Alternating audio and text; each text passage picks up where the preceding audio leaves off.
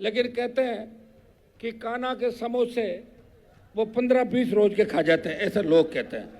आपने हमारा कनेक्शन काटा है, हम राजस्थान से आपका कनेक्शन कटवा देंगे। ये बीकानेर की धरती से, ये असली पोपाबाई का राज, इस भजनलाल का राज पोपाबाई का राज है। और अब भजनलाल की बारी है। भजनलाल तो पनौती है राजस्थान के लिए। जब से ये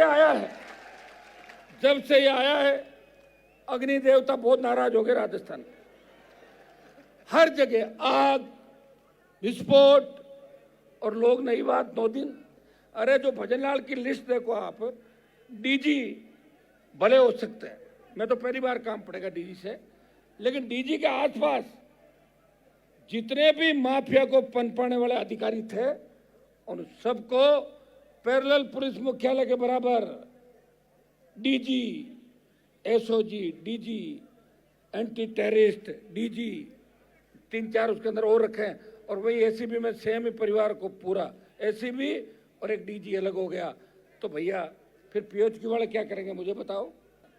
भाइयों, जिस मुख्यमंत्री की हो सकता है जबान फिसल जाती है, आदमी बोलते बोलते भूल भी जाता है, लेकिन भजनलाल जी तो दिन में 100 बार बोलते हैं और 90 बार भूल जाते हैं। और भजनलाल जी के लिए एक खासियत है, मुझे कोई बता रहा था, खैर मैं उन पर नहीं जाना चाहता कि वो क्या खाना खाते हैं, क्या पीते हैं, मुझे क्या लेना देना कौन क्या खा रहा पी रहा है। लेकिन कहते हैं कि कान्हा के समोसे वो 15-20 रोज के खा जाते हैं, ऐसे लोग कहते हैं कि हर 2 घंटे में समोसा आता है, 2 समोसा आते हैं, किसी को नहीं खिलाते, 2 समोसे खाते हैं, फिर हंसते हैं, फिर कहते हैं समोसा अच्छा था, फिर 2 घंटे बाद फिर समोसे आते हैं। तो भाई अच्छी बात है, समोसे खाने की आदत कोई खराब नहीं, लेकिन भजनलाल जी समोसे खाने से राजस्थान नहीं बदलेगा। कहीं ऐसा नहीं हो कि बिहार के चुनाव हो और आपको सीएम हाउस, सीएम ऑफिस नहीं, कहीं उसी थड़ी पे समोसे खाने पड़े जो एक समय के अंदर वो थड़ी आपकी हुआ करती थी, जहाँ बैठा करते थे वो पार्टी कार्यालय के बाहर वाला। सब जानते हैं कि 97-98 के दौर के अंदर आप क्या करते थे और उसके बाद आपने कहाँ नौकरी करी और उसके बाद आपने कौन सी पार्टी से चुनाव लड़ा और भारतीय जनता पार्टी को क्या सहयोग दिया। और आप पार्टी कार्यालय में दिल्ली के नेताओं को खुश करने के लिए और प्रदेश के नेताओं को खुश करने के लिए क्या क्या उनकी सेवा करते थे, ये पूरा देश जानता भजनलाल जी। इसलिए आपको भी हम ज्यादा निर्णय देंगे, ये तय है। आपने हमारा कनेक्शन काटा है, हम राजस्थान से आपका कनेक्शन कटवा देंगे। ये बीकानेर की धरती से मैं शपथ लेके जा रहा हूं कि भजनलाल अगर रहा तो कुंभ के मेले में गए, वहां त्रासदी हो गई, जहां जाए। मैंने उस समय ट्वीट किया था, तब लोग कह रहे थे कि यार हनुमान जी तो ऐसे ही कह रहे हैं, तो मीडिया के लोग भी कह रहे थे, आपने क्या सोशल मीडिया पे डाल दिया, जहां जहां पांव पड़े भजन के तांता बंटा धार, ये मैंने लिखा। और कुंभ में दूसरे दिन बड़ी भगदड़ रेलवे स्टेशन पे और जगहों पे। अरे भैया क्या हो गया। और इनको खुद को धमकी जेल से 5 बार तो इनका हेलीकॉप्टर पढ़ते पढ़ते बचा है, देखा आपने। तो ये पता नहीं कौन से मुहूर्त में शपथ ली और इनके भाग्य में क्या लिखा है, और जो इनके भाग्य में लिखा है उसकी सजा राजस्थान क्यों भुगते। क्या चाहते हो, भजनलाल जी के नेतृत्व में खुश हो क्या नौजवानों। भजनलाल को हटाना आवश्यक है। अगर ये 2 साल और रह गया तो राजस्थान की स्थिति बिहार और उत्तर प्रदेश से भी खराब हो जाएगी।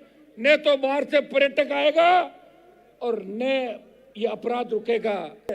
और राजस्थान अपराध में 1 नंबर पे आ गया देश के अंदर। और महिला उत्पीड़न और बेटियों के दुष्कर्म के मामले में 1 नंबर पे आ गया।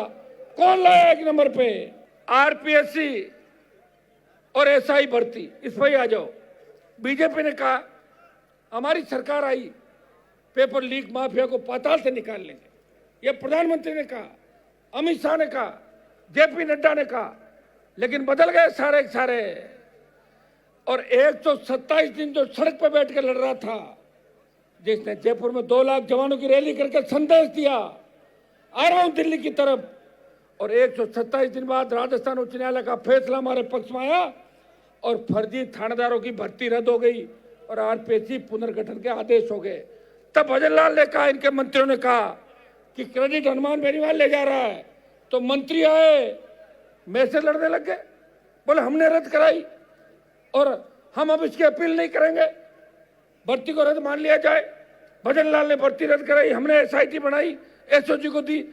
और जब सुप्रीम कोर्ट के अंदर बच्चे डीबी ने यह कहा कि भर्ती रद्द नहीं होनी चाहिए, तो बच्चे सुप्रीम कोर्ट गए और सुप्रीम कोर्ट के अंदर भजन लाल सरकार जाके बोली साहब भर्ती रद्द होनी चाहिए। आप बताइए कितना बड़ा दोगलापन, कथनी और करनी के अंदर इतना अंतर। ये राजस्थान राम भरोसे, मैं पहले वसुंधरा के राज को पोपाबाई का राज कहता था, लेकिन मुझे लगता है वो 98% पोपाबाई का राज था। ये असली पोपाबाई का राज इस भजनलाल का राज पोपाबाई का राज है। पोपाबाई के राज के अंदर क्या था? पोपाबाई का राज लोगों को पूछो, पोपाबाई के राज में ये था, पोपाबाई दारू पी के सो जाती थी 8-7 बजे और लोग रुलते रहते थे राजस्थान। भजनलाल शराब तो नहीं पीता होगा, वो तो कमी वसुंधरा जी ने पूरी कर ली थी। 8 PM नो CM का नारा हमने दिया था, लेकिन ये समोसे खा के 10 बार समोसे खाता नींद आ जाती है। 7 बजे टारगेट और रडार पे समोसा, इनके रडार पे समोसा और कुछ भी नहीं राजस्थान के अंदर। तो भाइयों, ऐसे व्यक्ति से राजस्थान की सुरक्षा की अपेक्षा नहीं की जा सकती। आपको उठ खड़ा होना होगा। बीकानेर के अंदर पार्टी का स्थापना दिवस है और हम कोई जन आंदोलन नहीं कर रहे हैं, लेकिन अगली रैली मेवाड़ की धरती पे होगी। उस रैली में लाखों लोग इस मेवाड़ को मजबूती देने के लिए, वहां माफिया, खनिज माफिया, रेत माफिया और वो जो बाहर की कंपनियां आई है, लोगों को रोजगार नहीं दे रही है, और वहां के नेता उनके मुनीम बन गए। मेवाड़ की धरती से ऐसा जलजला उठेगा कि कांग्रेस और भारतीय जनता पार्टी के नेताओं के पसीने आ जाएंगे, उनके छक्के छुड़ा देंगे राजस्थान के नौजवान।